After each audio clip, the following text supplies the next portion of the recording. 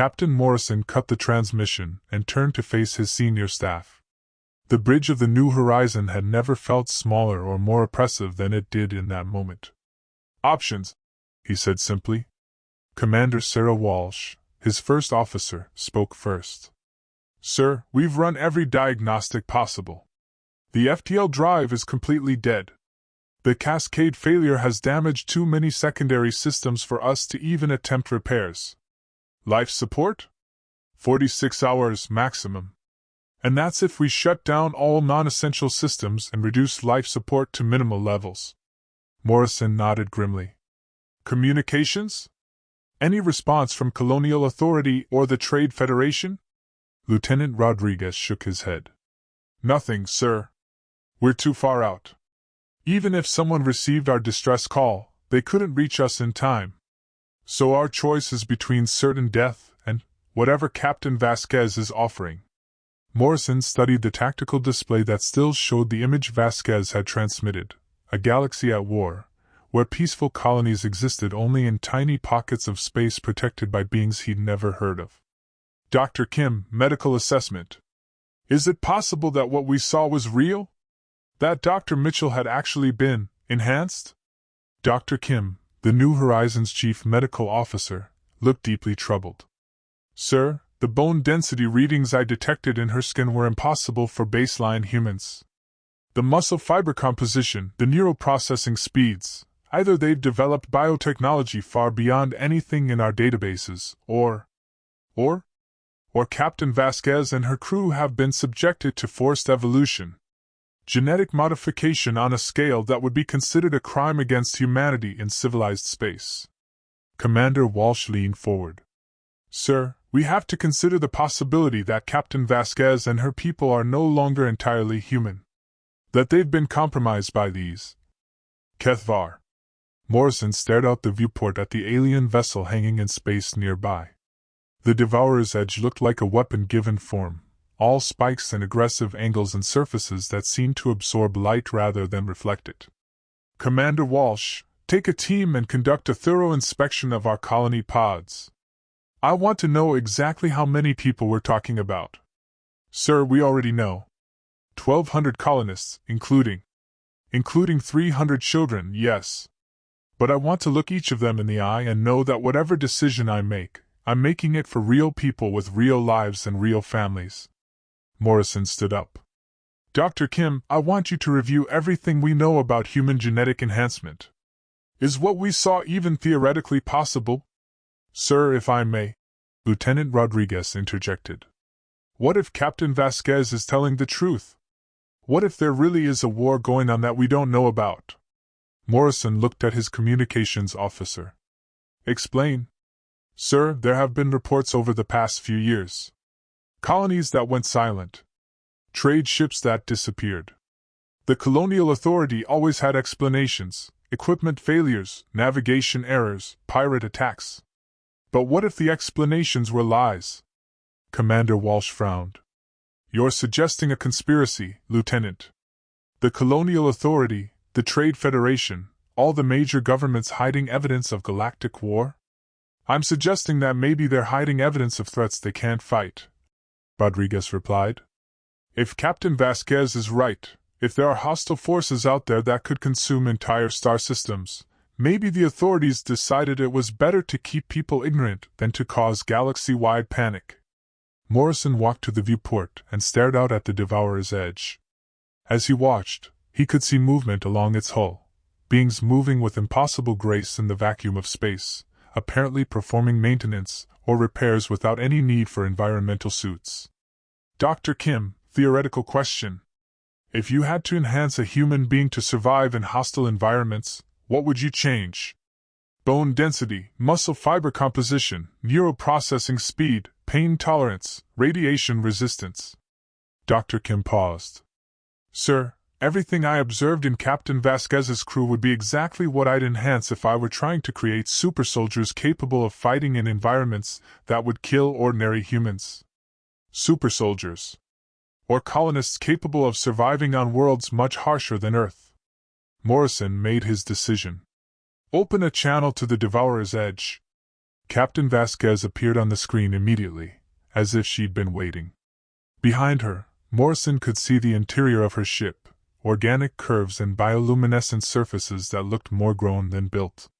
Captain Morrison? Have you made your decision? Captain Vasquez, I need guarantees. If we agree to this enhancement process, will our people retain their free will?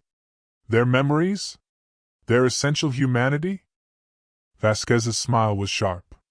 They will retain everything that matters, Captain Morrison. Their memories, their relationships, their capacity for love and loyalty. But they will lose their weaknesses. Fear will become information.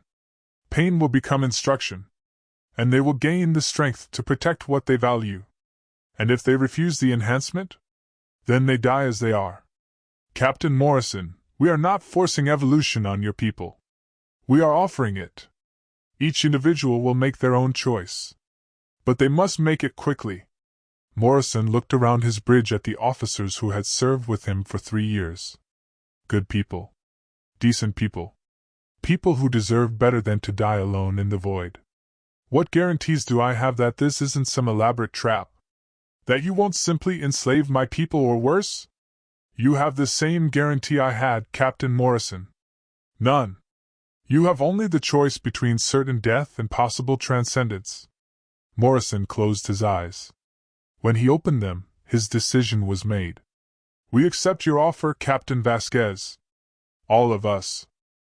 The conversion process began immediately.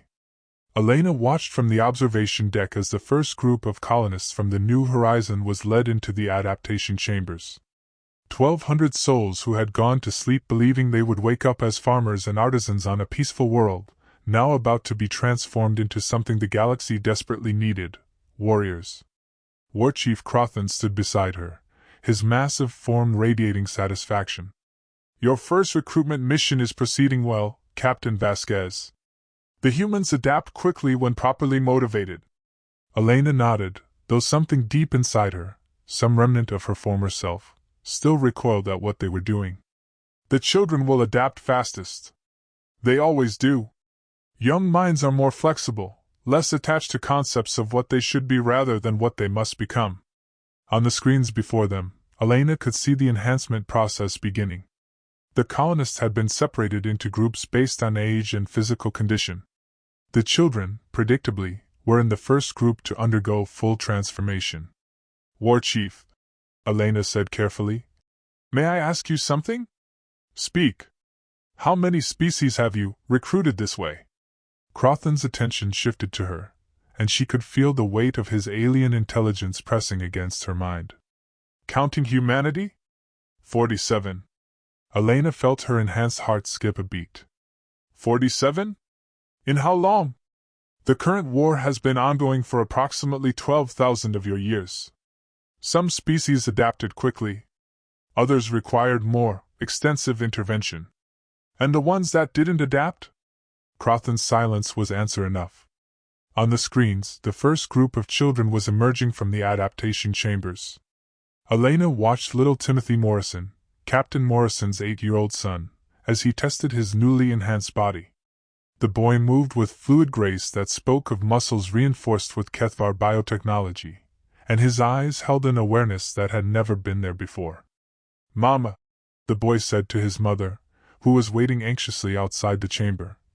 I can see so much more now. I can hear your heartbeat. I can smell your fear. Mrs. Morrison recoiled slightly, then forced herself to embrace her transformed son. The boy accepted the embrace, but Elena could see that his emotional responses had been altered along with his physical capabilities. He loved his mother, but it was a love filtered through new neural pathways that prioritized strength and survival above sentiment. Dr. Kim from the New Horizon approached Elena's observation post. Like all the adults, she had been given a choice: immediate enhancement or a more gradual introduction to HFY biotechnology. She had chosen gradual introduction, which meant she was still recognizably human but beginning to show the early signs of transformation. Captain Vasquez, Dr. Kim said, I've been studying the enhancement process. The biotechnology you're using, it's not just changing our bodies. It's changing our minds. Elena looked at the doctor. Is that a problem, Dr. Kim? I don't know. That's what worries me. A week ago, I would have said that involuntary psychological modification was one of the most heinous crimes imaginable. No. Kim paused, looking at her own hands, which had begun to show the early signs of enhanced bone density. Now I'm beginning to think that psychological modification might be necessary for survival. That's the enhancement working, Elena explained. Your priorities are shifting to match reality rather than ideology. But how do I know which thoughts are mine and which are the result of alien biotechnology? Elena considered the question. It was one she had struggled with herself during the early stages of her own transformation. Dr. Kim, does it matter? You're still you. You still care about your patients, your family, your research. You've just gained the tools necessary to protect what you care about. Dr. Kim stared at the screens showing the transformed children. Those children will never experience normal human childhood. They'll never know what it's like to be weak, to be vulnerable, to need protection. They'll never know what it's like to be victims, Elena countered. Dr. Kim, 3 days ago you were caring for people who were going to die of oxygen deprivation. Today, you're caring for people who can survive in environments that would have killed their former selves. Which version of medicine is more successful? Before Dr. Kim could answer, alarms began sounding throughout the ship. Elena's enhanced hearing immediately identified the specific pattern, not an emergency aboard the Devourer's Edge, but a detection alert. War Chief Crothan was already moving toward the bridge. Captain Vasquez, your presence is required immediately. Elena followed, her enhanced body moving with the predatory grace that had become second nature. On the bridge, she found the Kethvar crew in a state of high alert. Report, Crothan demanded. War Chief, we have detected a dimensional incursion approximately 3 light-years from our current position. Classification, void spawn, heavy infestation pattern. Elena felt her enhanced nervous system process the information. Void spawn, one of the threats Crothan had mentioned during her initial education. Entities from beyond normal spacetime that consumed reality itself, leaving nothing but empty void in their wake. Estimated time until the incursion reaches inhabited systems? Crothan asked. 47 hours until they reach the Kepler colony system. Population, approximately 15 million. Elena stared at the tactical display. 15 million people who had no idea they were about to face complete annihilation. War Chief, we have to warn them. Crothan's laugh was harsh. Warn them to do what, Captain Vasquez? The Colonial Authority has no weapons capable of harming void spawn. Their ships cannot even perceive the entities until they begin consuming local space-time. Then we fight them. We? Crothan studied her with those burning eyes. Are you ready for war, Captain Vasquez? Elena looked around the bridge at her transformed crew members, at the Kethvar warriors who had become their teachers, at the tactical display showing threats that civilized space couldn't even comprehend. She thought of 15 million people who would die unless someone was willing to stand between them and the darkness. Yes, War Chief. We're ready. The Devourer's Edge dropped out of hyperspace at the edge of the Kepler system, and Elena immediately understood why the Kethvar were necessary. The void spawn infestation was visible even at this distance, a writhing mass of non-space that consumed light, matter, and the fundamental forces that held reality together. Where the entities touched normal spacetime, everything simply ceased to exist. Not destroyed, not transformed, but retroactively removed from the fabric of existence itself. Tactical assessment, Elena called out, her enhanced mind processing the data flowing across the bridge displays. 15 Class A void spawn confirmed, reported the Kethvar tactical officer. Multiple Class B entities emerging from the primary incursion point. Estimated time until they reach the first inhabited planet, 36 hours. Elena studied the readouts. The Kepler system contained 3 inhabited worlds and 2 major space stations. Combined population, 15.7 million souls who had no idea they were about to be erased from existence. War Chief, she said, what's our standard engagement protocol for void spawn? Crothan activated his personal combat interface, and Elena watched as the massive alien began preparations for battle that went far beyond anything she had imagined.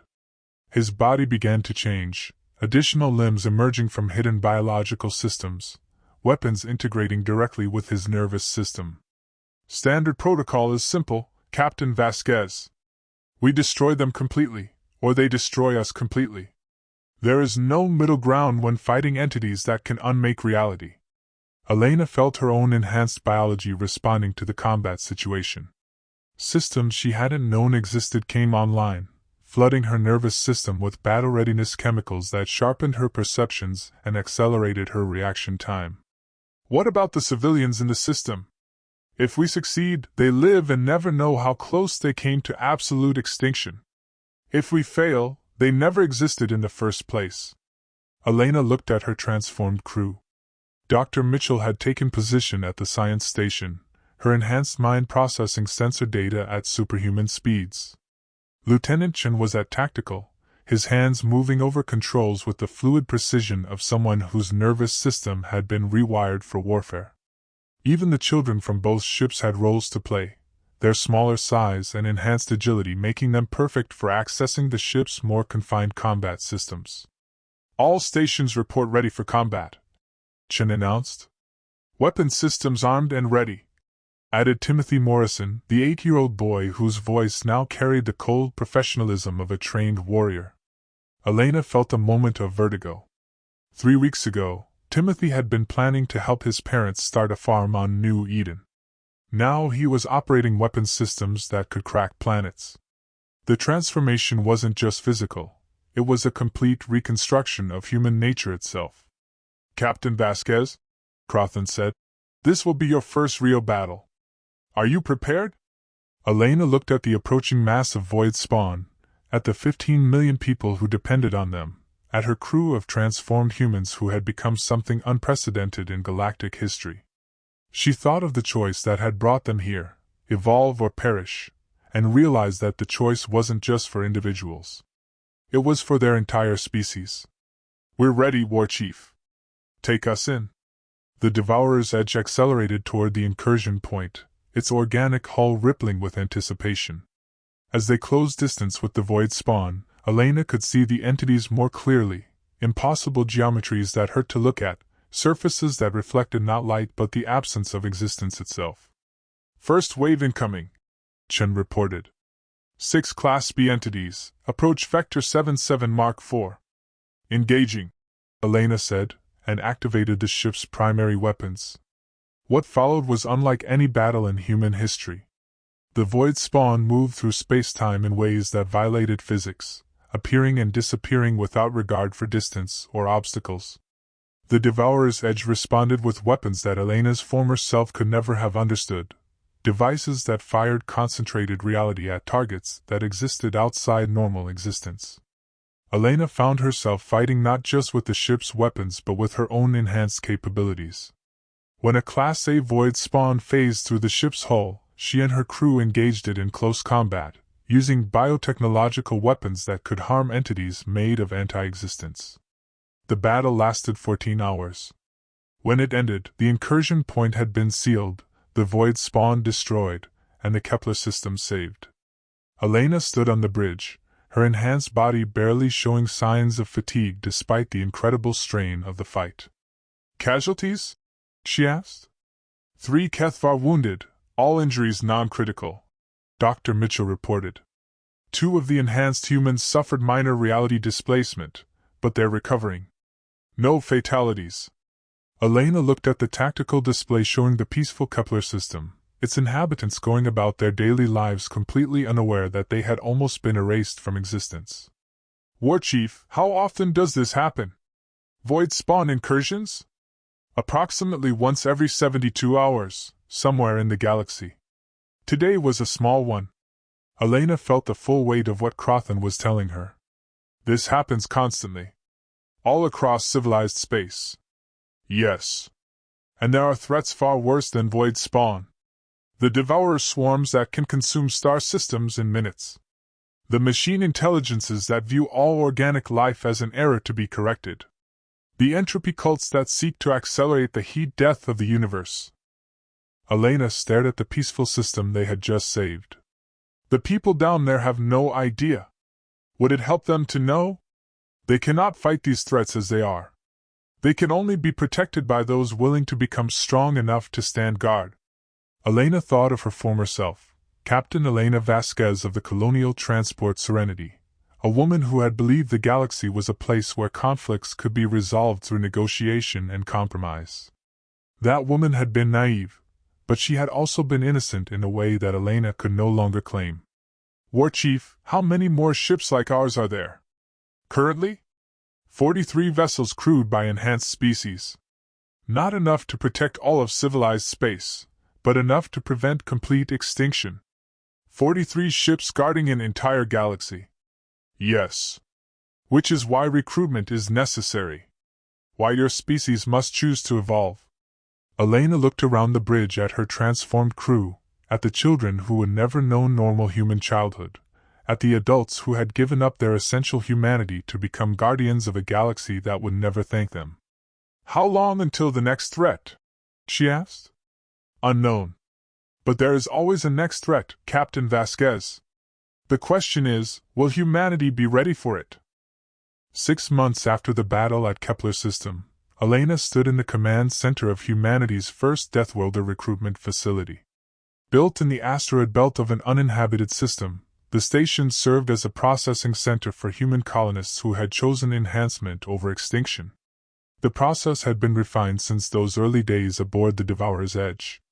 Voluntary subjects underwent gradual transformation over several weeks, allowing them to adapt psychologically as well as physically.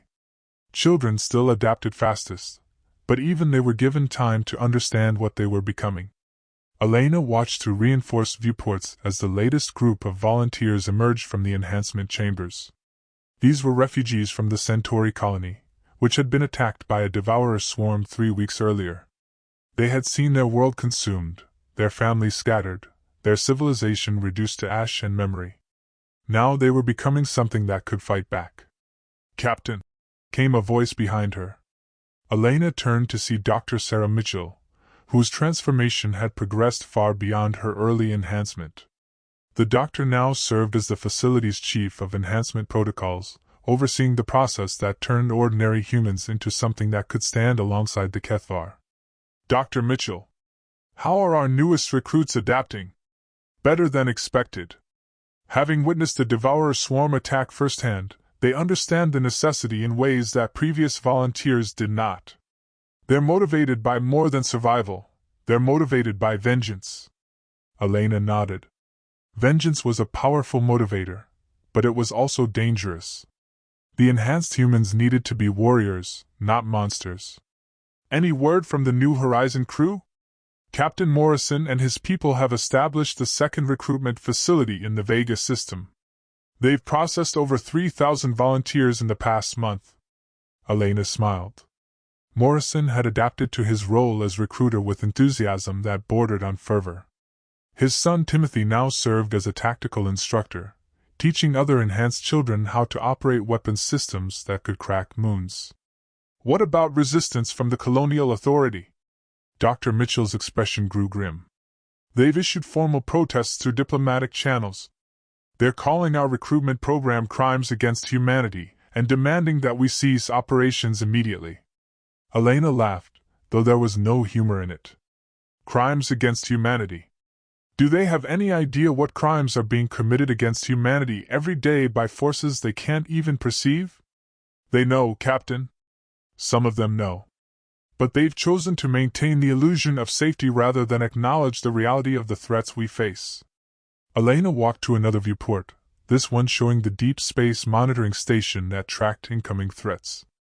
Even now, her enhanced senses could perceive the early warning signals of dimensional instabilities, Devourer swarm approach vectors, and machine intelligence probe activities.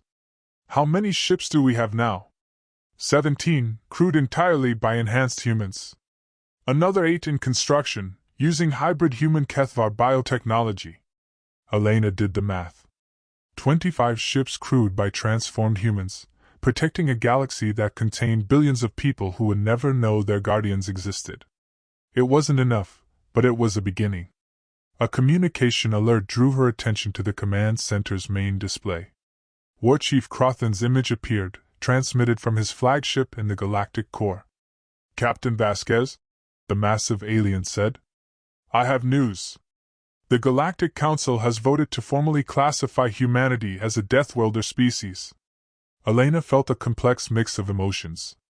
Pride at the recognition, sadness at what it meant for her species' innocence, and grim satisfaction at what it would enable them to do.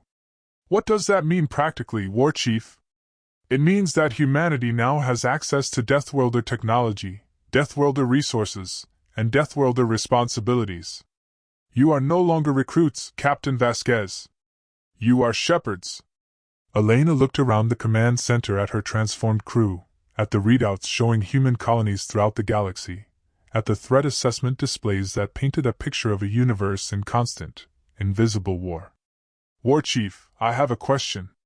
When this all began, when we first sent out that distress call, did you know this would happen? Did you know we would become this?" Crothan's alien features shifted in what might have been a smile. "Captain Vasquez, when a species is ready to evolve, they signal that readiness by calling out to the darkness. Your distress call was not a cry for help, it was a declaration that humanity was prepared to see the galaxy as it truly is. And if we had chosen differently? If we had refused the enhancement? Then humanity would have remained safe in their garden worlds until the garden was consumed by forces they could not comprehend. Every species faces this choice eventually, Captain Vasquez. Evolution or extinction. There is no third option." Elena thought of the billions of humans still living their peaceful lives on colony worlds and space stations, still believing that the universe was fundamentally safe and orderly. They were wrong, but their wrongness was preserved by the sacrifices of those willing to see clearly. "What's our next mission, War Chief?" "There is a developing situation in the Andromeda communication array. Possible machine intelligence infiltration. Your task force will investigate and neutralize the threat." Elena felt her enhanced nervous system respond to the prospect of battle with anticipation rather than fear. She had become exactly what the galaxy needed her to become, a predator capable of hunting the things that hunted civilized space. "Understood, War Chief. How long until departure?" "Immediately, Captain. The galaxy does not rest, and neither do its guardians." The transmission ended, leaving Elena alone with her transformed crew. She looked around the command center one last time, then activated the facility's general communications system. "All enhanced personnel, prepare for immediate departure. We have a galaxy to protect." As the Devourer's Edge and its escort ships departed the recruitment facility, Elena thought about the path that had brought her here. A desperate SOS, a choice between evolution and extinction, and the gradual realization that the universe was far stranger and more dangerous than anyone in civilized space could imagine. She thought about the person she used to be, Captain Elena Vasquez of the Colonial Transport Serenity, a woman who had believed in diplomacy and peaceful solutions to galactic conflicts. That woman was gone, transformed into something harder, something more necessary. But in becoming less human, Elena had gained the power to protect everything that was best about humanity. Her transformed crew, her enhanced children, her fellow guardians, they were no longer entirely human, but they were the reason humanity could continue to exist. The galaxy was vast and full of threats that would consume civilized space without hesitation.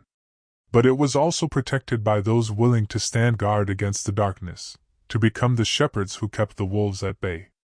Elena Vasquez had answered a distress call and discovered that the galaxy's greatest threats were not natural disasters or equipment failures, but the simple fact that most species were not strong enough to survive in a universe that demanded strength. Humanity had made its choice. They would evolve. They would become guardians. They would stand watch in the dark between stars, ensuring that somewhere in the vast cosmos, peaceful gardens could continue to bloom. The SOS had reached the Deathworlders, and they had not sent aid. They had sent something far more valuable, the opportunity to become worthy of survival in a galaxy where only the strong could protect the weak, and only the transformed could guard the innocent. Elena smiled as the Devourer's Edge entered hyperspace, carrying its crew of post-human guardians toward their next battle in the invisible war that kept the galaxy alive. They were no longer victims crying out for rescue. They were the rescuers, and the galaxy was safer for their transformation.